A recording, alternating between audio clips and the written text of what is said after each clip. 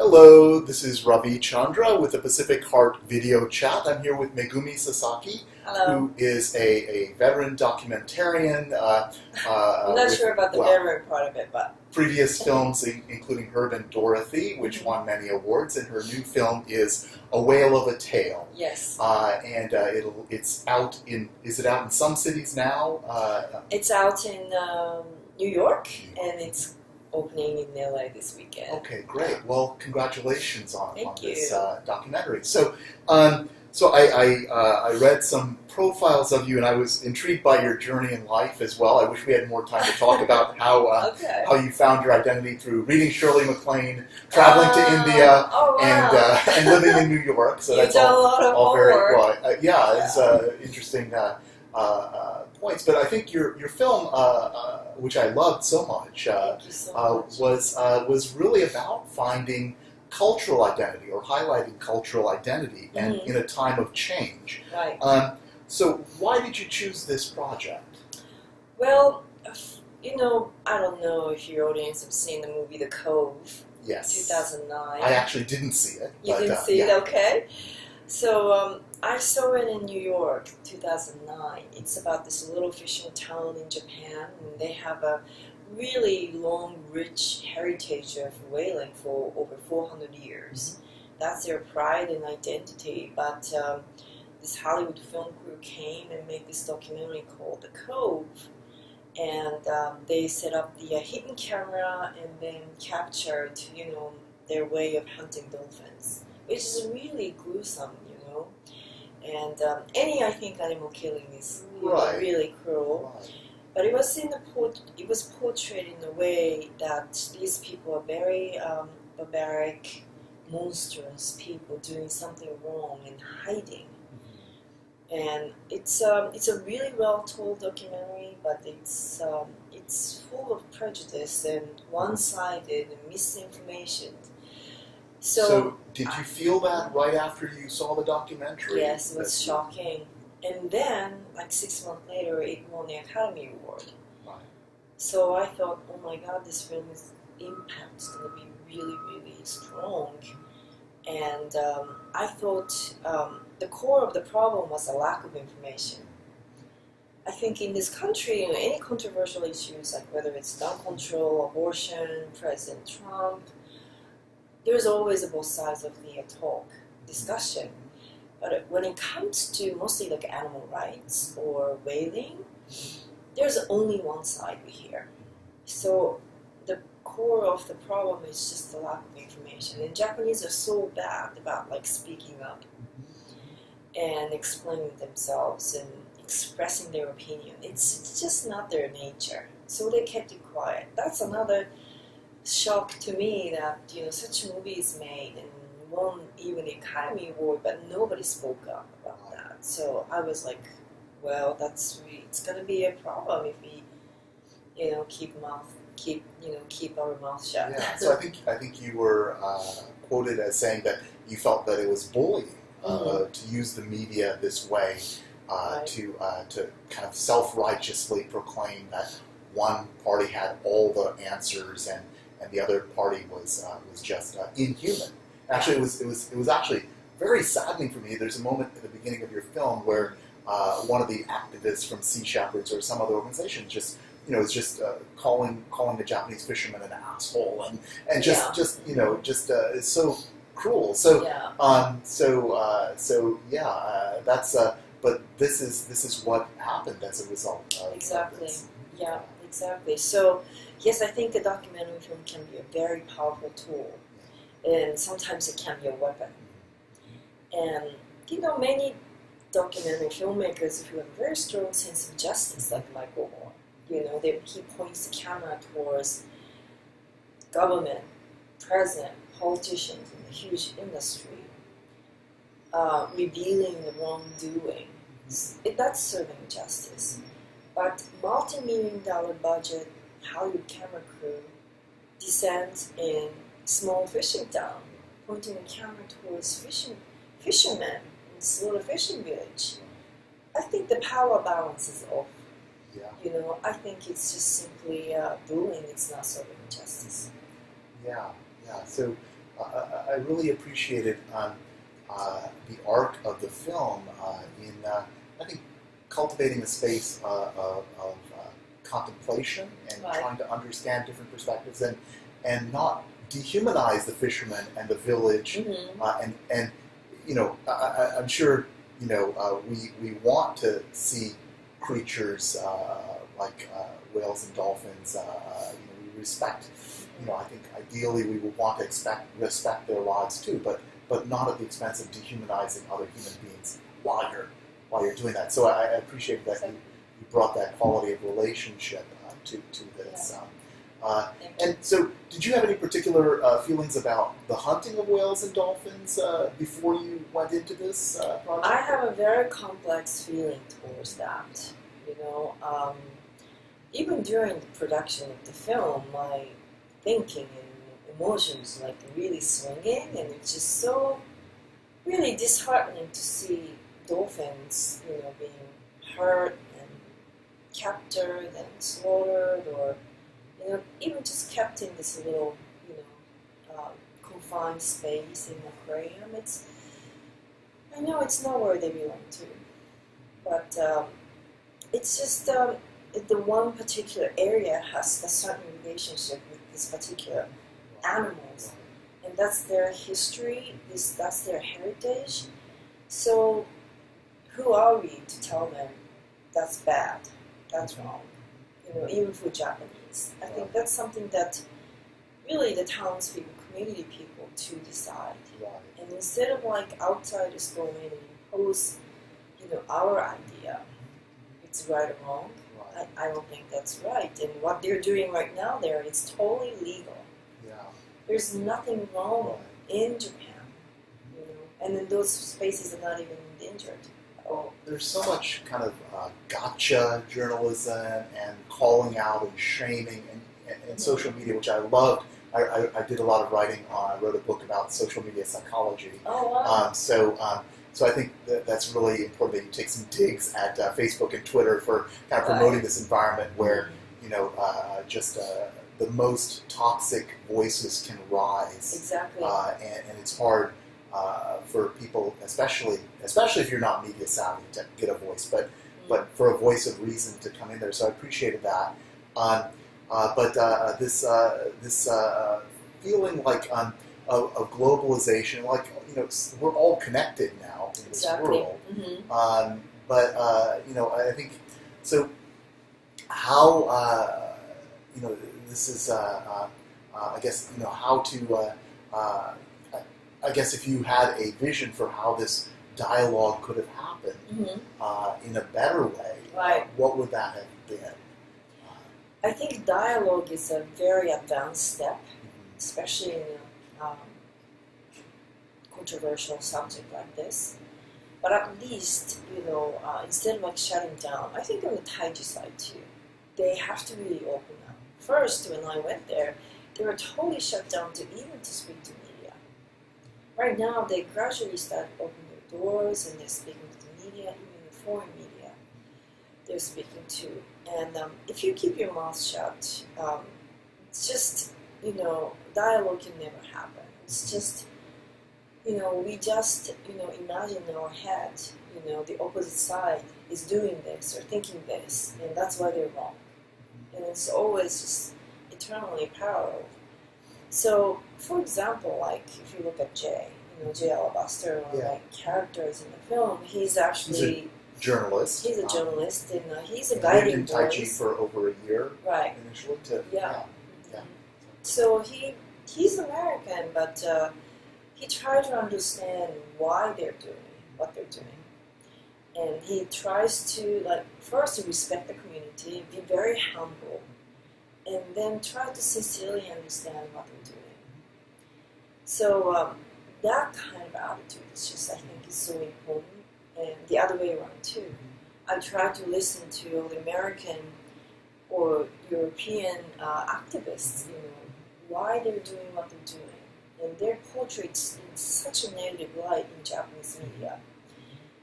But I just didn't want to come in with a preconceived idea, and I wanted to just try to understand it. So I think just first listen. We really have to listen to each other.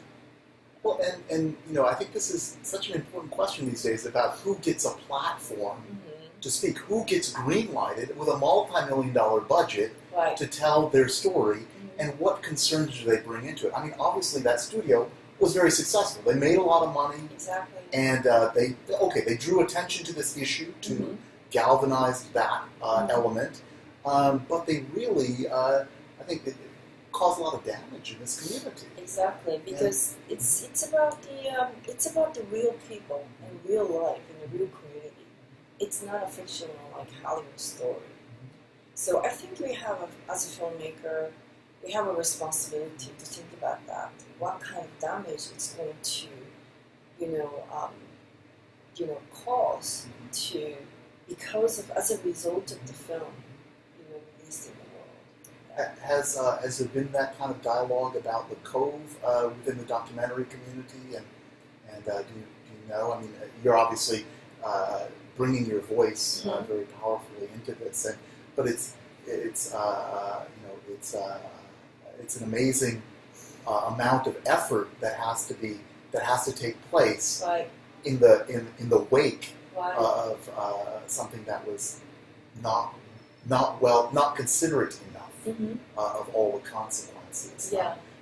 So I guess being a documentary filmmaker, how do you wish that the people who would greenlight these kinds of projects, what messages would you want to send to them, especially in this time of polarization? Right. Well, I think we just have to live our own sort of like goodwill, I guess. Nobody's like, policing about what needs to be made and what not, or what gets to be released and what's not to. And my film has had a really difficult time to get into the festivals. And like one festival, they invited the programmer, really liked it, and then at the last minute, the director of the festival stepped in and canceled the invitation because they didn't want to take the film that is sort of like sensitive towards Academy Award winning film. I was very disappointed and shocked how political it is. So now that film has power. It does have a power. And also the animal rights groups. I mean, I wonder if they've tried to protest your film or anything like that. Has that happened? Or? It's not happening yet. Okay. But Sea Shepherd, like the leader of the Sea Shepherd, and also the filmmaker of the Cove, like recently, he just published a very critical statement towards me and about the Guardian article was very positive of my film, and he was seemed to be very upset. Yeah. Well, I think it's it pains me even more these days to see how certain directors and voices get power and then gain such influence, which has caused repercussions for that community, but also for this for your film to get the attention that it deserves. I think because I think your film says a lot about cultural humility and taking multiple different perspectives. And I mean, maybe where do you think that comes from for you? That wish to see things from multiple perspectives and to come to terms. How have you cultivated that? Where does that come from? I think the one reason is because I live in New York for over 30 years, and I'm Japanese. I was born and raised in Japan, but because of my experience in New York and living in New York for a long time, and also travel around the world as a journalist and a filmmaker, and so that made me really interested and inspired by this like multi-culture. And we live in such a rich, diverse society, and how can we embrace that? Instead of like point the fingers and eliminating like criticizing each other's the blame game. And blame game. Yeah, and it's not just about between the different countries, different nations and religion, but it can be only your neighbor, your family, or colleagues these days, especially in this political climate in the U.S. especially. There's a Buddhist saying, the world is divided into those who are right. Yeah. So everybody thinks they're right. But I think that Japan is a collectivistic culture, and America is largely an individualistic culture. Right. And both may have good qualities, but I think we're really trying to find the balance here. And so I think I certainly try to work with that myself in my own life. And I think the whole country is kind of trying to. There's this battle right now between multiple perspectives and very singular tribalistic perspectives. So I think your film comes at an important time in that dialogue to just say, what if we step back a little bit and really consider try to understand it. Exactly. But I think the heart of your film, which was so vital, is just respecting people. Did you see, in the Sea Shepherds, and respecting relationship and forming a relationship with all the people in your film rather than making a black and white division. So I think that was very important. But did you actually followed several of the Sea Shepherds? Do you think they changed in how they perceived the situation? And because two of them resigned from the Sea Shepherds afterwards. So I'm curious about if you could say more about what your perceptions were. Well, as far as I know, those two people who were at the Sea Shepherd, who represented Sea Shepherd back then, they haven't really changed their positions or idea. As a Sea Shepherd as a whole, I don't really know. But I did hear the voice that, it's not a really good thing to go into somebody's country and then imposing their idea in a very aggressive way. And I hear that within the Sea Shepherd, there are voices like that too. But the leader of the organization, Paul Watson, he likes sort of like a confrontational kind of approach. And then he criticized me as a propaganda filmmaker. Your film is like the least propagandistic film, I think. Well, Louis C. Hoyos, the Cove filmmaker, also called me a propaganda filmmaker. And but it's like calling it's not even. Their film could be seen as very one-sided. So it's very interesting.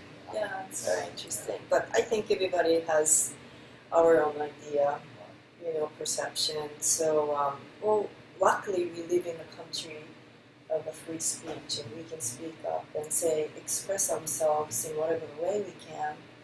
It's such a gift. We take it as granted. But I think we sometimes, very often, we abuse that. And then we feel like we can say anything at anybody's face, But I think if we pay more attention, how we verbalize that, how we verbalize our opinions and emotions, and with a little bit more respect, I think this will be a better place, and social media would be a little cleaner place, I guess. That would be great. I tend to deactivate that. But also I just wanted to touch on, you mentioned living in many different places as informing your ability to take in multiple perspectives and cultures. What about being a woman filmmaker? How do you think that plays into... I never thought about that. I never thought about it, but I found, interestingly, after I finished the movie, this issue of whaling is such a man's subject, at least in Japan. Everybody who is involved in it are men, and I think the audience of my film in Japan was mainly men, which is very different from Harvard-Jersey. My last film was really appealing to women, but this film seems to be appealing to men, like 40 years and older men, and I think they feel a lot of frustration that, it's not that they love to eat well or, they're supportive of the whaling practice of the Japanese government, but they just feel so frustrated that Japan has been such a target of the criticism and attack by the international community, and nobody can do anything. Nobody is saying anything about it, effectively. So they feel like I just sort of did it for them, kind of thing, which is so not true. But I found it's interesting that it's such a man's issue, but a filmmaker, a woman filmmaker, me as a woman filmmaker, took this subject and then approached in a different way, probably. If it's a man filmmaker, let's say man Japanese male filmmaker, I can easily imagine that could be different. Yeah. And I also hear the voice that why I didn't really take a stronger stand against the activists. So they want to be more pro-whaling sort of stance. Yeah. But that's totally not my... Yeah, that's not your gig. That's not what you do. So my film, like the ultimate message of my film is how can we all get along? How can we communicate better? How can we all get along? That's like, it doesn't matter. It's not about like whaling or dolphin hunting, or it's not about like, ultimately it's about Taiji, but it's not about, what do we do with Taiji, kind of thing. But I do have a deep sympathy for this little town of Taiji, who happens to become a target of international criticism because of their practice does not match today's 21st century global standard, per se. They've been doing it for hundreds of years. They have no question about that until recently. So it's such a ironic destiny as a town, I felt. Yeah. Well, I think concerns about relatedness and getting along are not purely feminine or not purely women. I certainly hope not. I hope that we can all get into that space. Mm-hmm. But I think it has to. I think we're trying to make headway against something that's very powerful.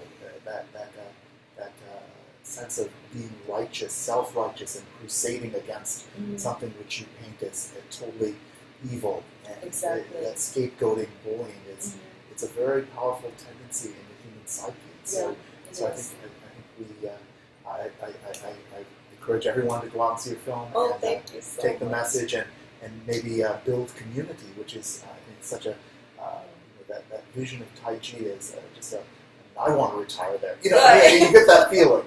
Exactly. You see the same people every day. Mm-hmm. Everybody knows each other. And, you don't even lock the door. Yeah. Jay is asking about people's kids' broken leg and so forth. All these little communications. Little things that they know. Being known. Yeah. So I appreciated all of that warmth of relatedness that came through your film. Right. So, Thank you. Thank you. Thank very you much. so much. It was so nice talking to you.